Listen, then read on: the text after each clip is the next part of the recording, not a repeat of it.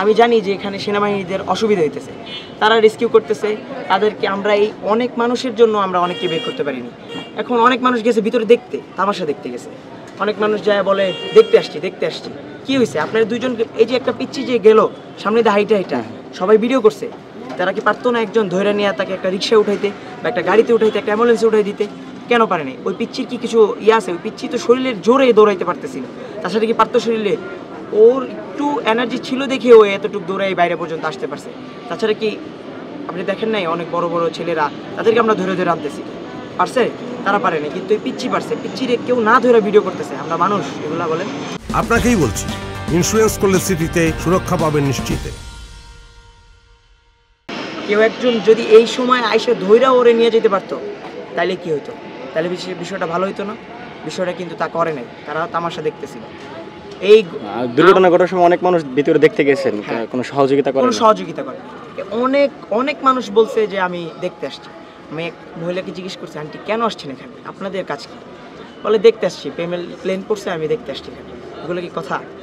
এগুলা কথার মধ্যেই পড়ে না। এইরকম জনগণের জন্যই আজকে আমরা আরও 10 জনকে বাঁচাইতে পারতো, সেনাবাহিনীরা আরও একটু ফাস্টলি এখান থেকে বের করতে পারতো। এখন 10 জন যেখানে এক জায়গায় থাকবে, এখন আমি একটা ভিড়ের মধ্যে পার হইতে কিন্তু আমার অনেক সময় লাগবে, কিন্তু রাস্তাটা ক্লিয়ার থাকলে কিন্তু আমি বের হইতে যেতে পারবো ইজি। কিন্তু ওইখানে এত মানুষের জন্য সেনাবাহিনীরা ঠিক মতো কাজ করতে পারেনি, ফায়ার সার্ভিস কাজ করতে পারেনি।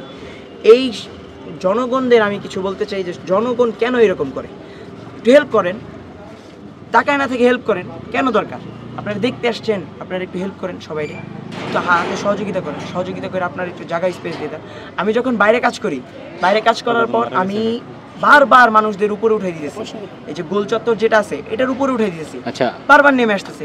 আমার ধারণা যেটা আমি দেখছি, যেখানে ওইখানে অনেক লাশ দেখছি আমি। কতজন লাশ দেখছেন এখানে? আমি যতক্ষণ ভিতরে ছিলাম, একটা স্কুল যেটা 7 আর 3 ক্লাসটা আমি যা দেখছি, কেউই বের হইতে পারেনি। ছুটি দিছে। 4 ক্লাসের কিছু ছেলে গেছে হোস্টেলে খাওয়া দাওয়া করতে, বাকিগুলা কোচিংয়ের জন্য বসেছিল। মাইলস্টোনে কিন্তু এটা জানেন আপনারা যে কোচিং করতে হয়, স্কুল শেষে ওরা কোচিং করে পরে বাসে যেতে হয়। তো ছুটি দিছে, হ্যাঁ সত্যি কথা, ছুটি দিছে। ছুটি দেওয়ার পর স্টুডেন্টরা বসেছিল কোচিংয়ের জন্য। কতজন মারা গেছে আপনার মতে? এটা আমার মতে 100 জন তো প্লাস হবেই। কিন্তু এই যে নিউজ যে দিল আপনারা তালিকা আছে আপনার কাছে 100 জনের? হ্যাঁ, 100 জন তালিকা আছে কি আপনার কাছে? তালিকা আমি ক্যাম্পাসের স্টুডেন্টও না, আমি ক্যাম্পাসের কিছুই না। আপনি যে বললেন আপনি সামনে থেকে কতজনের মরদেহ দেখছেন, কতজনের আনুমানিক? এইখানে আপনারা একটা ছবি দেখছেন যে অবশ্যই, যেটাতে দেখা যেতেছিল যে সিন এরকম, সেনাবাহিনী হচ্ছে একটা গ্রিল ভাঙতেছে আর একজন পানি দিতেছে। আপনারা ওইটা দেখে বলেন যে ওইখানে কতজন ছিল, ওইটা দেখছেন? আপনি কতজন দেখেছেন? আমি না হইলেও তো, আমি যতটুকু ভিতরে গেছি, আমি না হইলেও দেখছি হচ্ছে 30 থেকে 35 জন আমি দেখছি নিজে। আচ্ছা আচ্ছা, মানে মরদেহ ছিল? হ্যাঁ, মানে পড়ে আছে, কেউ উঠে আনতেছে এরকম। এখন জীবিত মৃত মানে আমি দেখছি যেটা মুমূর্ষু অবস্থায় দেখছেন। আমি বলতেছি না যে সব মৃত, আমি নিজে যেহেতু 2 জন আমি নিয়ে আসছি, ওই 2 জনকে দেখছি হচ্ছে আমি 2 জন জীবিত ছিল, তাদের হসপিটালে নেওয়া হয়েছে। সবাই আমি মৃত ঘোষণা করতে পারবো না, আমি দেখছি। না হলে খুব সিরিয়াস অবস্থায় 30-35 জনকে দেখছি এরকম দেখছি। তো পরের দিন এই সাংবাদিকরা এত কষ্ট করে এত রিপোর্ট নিল, পরের দিন কেন নিউজ পেপারগুলোতে আসলো 22 জন মারা গেছে? এটা কর্তৃপক্ষ দিয়েছে ভাই। এটা কেন দিল?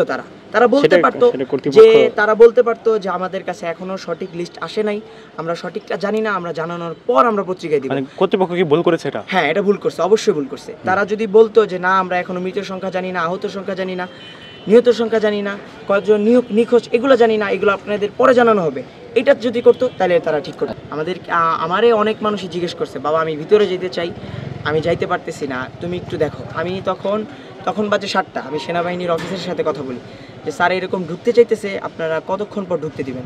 আগামী 2 ঘন্টার ভিতরে কেউ বুঝাইতে পারবে না ভিতরে, সরকারি কর্মকর্তা ছাড়া, ফায়ার সার্ভিস ছাড়া কেউ যাইতে পারবে না ভিতরে। যদি যাইতে চায়ও তাও 2 ঘন্টা লাগবে।